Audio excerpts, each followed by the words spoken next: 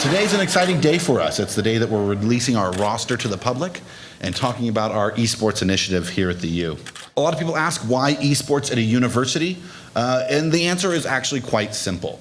The University of Utah does not back away or back down from interesting things that are happening in the world that have a real impact on people. To really make it something that people want to look at, people want to be a part of, is what I'm here for. I want to set a precedent. We're here to win.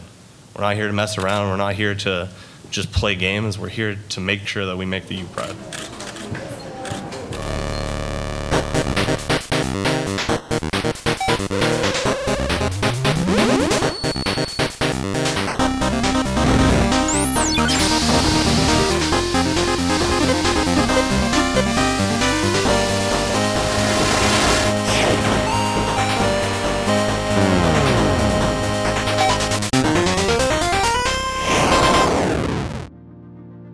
You have to understand that wherever esports has grown on college campuses, wherever it's grown, it always starts invariably from a grassroots student movement. So at the University of Utah, we have a group of students that have made a club here called Crimson Gaming. And they're the best group of students you'll ever find in the country at what they do.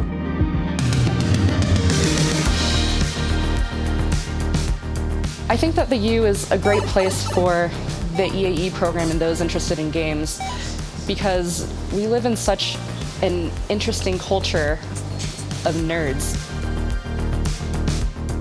Not only do they love games, they love the future of games, and they love finding new ways to innovate the world of games. I applied to the U specifically because the U has a computer science program with the emphasis on entertainment arts, the EAE program that we have here. And I read a lot about how it's the #1 program in the world. We consider EAE to be a studio simulation. So whether you're an undergrad or a grad student for your last year of school here, you're going to be pitching games to executives. Some of those games are going to be greenlit for production. And then for their last year of school, you're going to be making those games. And you own those games. You actually own the intellectual property for anything and everything that you create here. Definitely way more.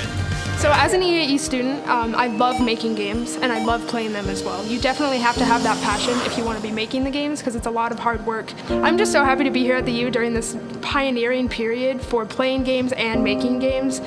Being legitimized through the university is just the greatest feeling in the world, both for the fact that I get to make my games and that I can play them and represent the university. Huge performance from Utah in ending that series so confidently. Hey, if you got the skills, you can go for the thrills. We're the first Power 5 team to do an esports program, and so it's really fun to be a part of it.